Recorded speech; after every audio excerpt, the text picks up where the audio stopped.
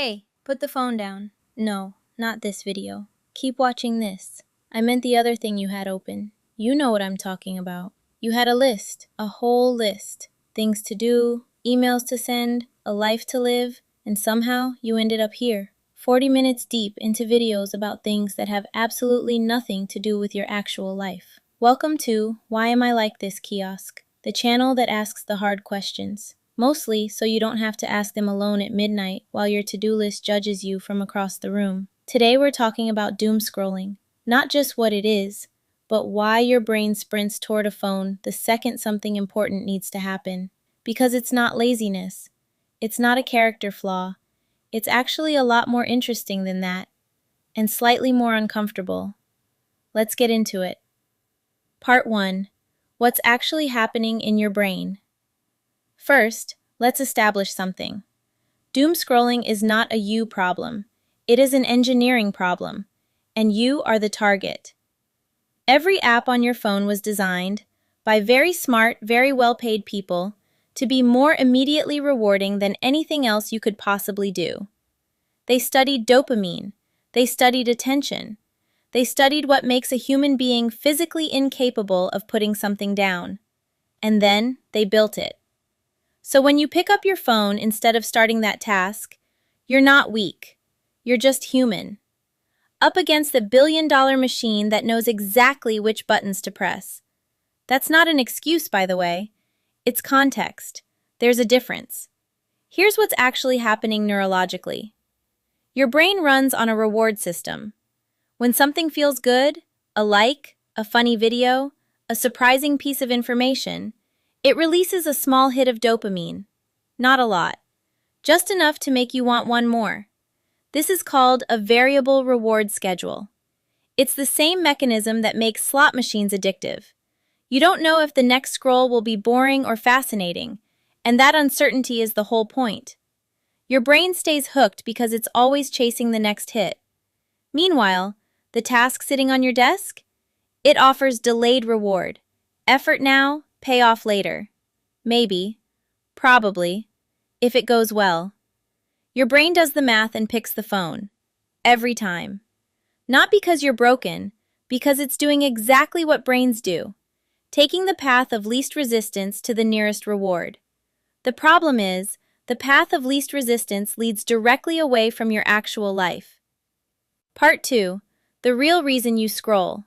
It's not boredom. This is where it gets real. Okay, now here's the part nobody talks about. Most people think they scroll because they're bored, or tired, or procrastinating. And yeah, sometimes that's true. But a lot of the time, doom scrolling is avoidance dressed up as rest. Think about when it actually happens, not when you're genuinely relaxed and have nothing to do. It happens right before the important thing, right before you sit down to work, right before you have the hard conversation, right before you start the project that actually matters to you. Interesting timing, right? That's not coincidence. That's your nervous system doing what nervous systems do, protecting you from discomfort. Because starting something hard feels uncomfortable. Uncertainty feels uncomfortable. The possibility of trying and failing feels deeply, viscerally uncomfortable. And your phone is right there. Warm, familiar, zero risk of failure, zero judgment. Just an endless stream of content that asks nothing of you. So you scroll, and scroll, and scroll. And when you finally put the phone down, you feel worse than before. Because now you have less time, more guilt, and the thing still needs doing. Psychologists call this task avoidance linked to anxiety. The more something matters to you, the harder it is to start, because the stakes feel higher. The fear of not doing it well enough, not being ready enough, not being enough, that fear is loud. And your phone is louder. This is why the most ambitious, most capable people are often the worst procrastinators. It's not that they don't care. It's that they care so much, it's paralyzing. Let that one land.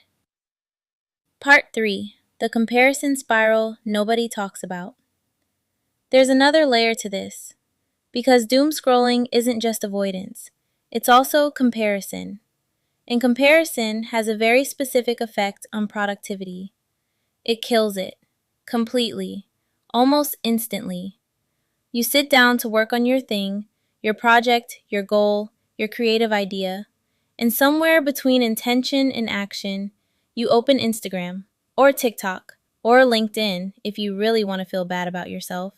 And there they are, people who seem to already have the thing you're trying to build. People doing it better, faster, louder, with better lighting. People who woke up at 5 a.m. and journaled and did the thing and posted about doing the thing and gained 10,000 followers from posting about doing the thing. And suddenly, your thing feels small, pointless, late. And instead of starting, you scroll more, looking for what exactly? Permission? Proof that you're allowed to try? Here's the psychological truth. Comparison doesn't motivate most people. It paralyzes them. Because comparison shifts the focus from, can I do this? To, am I already as good as someone who's been doing this for years? And the answer to that question is always going to feel like no. So you close the app, open it again, close it, stare at the ceiling, open it again. Yeah, we've all been there. The ceiling doesn't have answers, by the way. Checked. Part 4. What you can actually do about it. Okay, enough diagnosis. Let's talk about what actually helps. And I'm not going to tell you to delete all your apps and go live in the woods, because that's not realistic.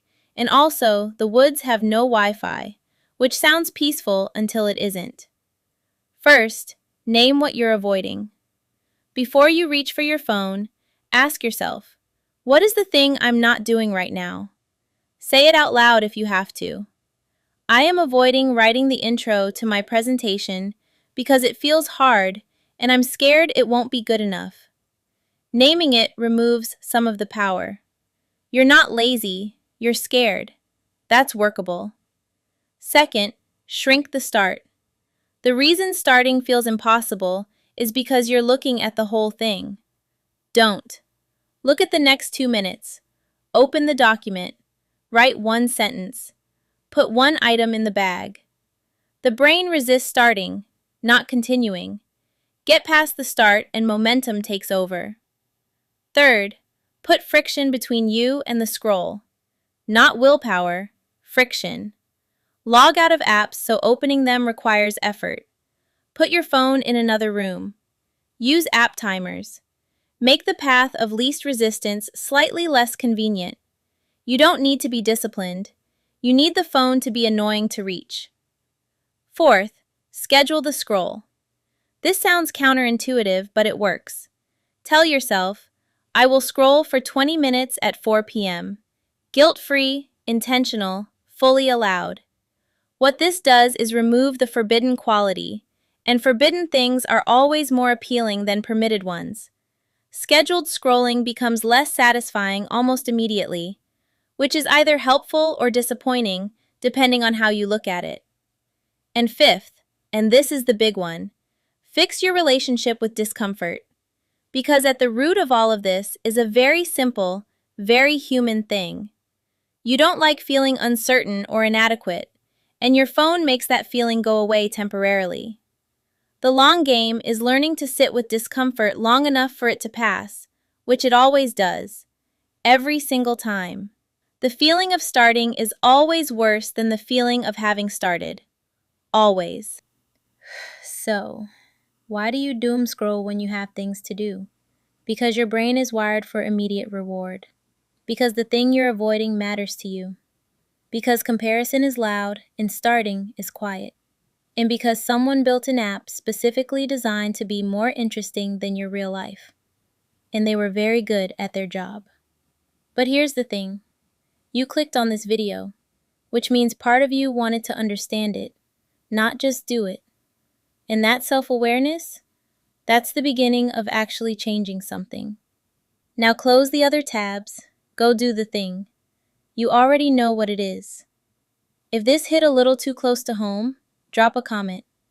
Tell me what you were avoiding when you found this video. I genuinely want to know. And if you think I'm wrong about any of this, also tell me. I thrive on light conflict, as established. Subscribe if you want more of this. Share it with someone whose screen time report is a cry for help. And I'll see you in the next one. Go. Seriously, the thing is waiting.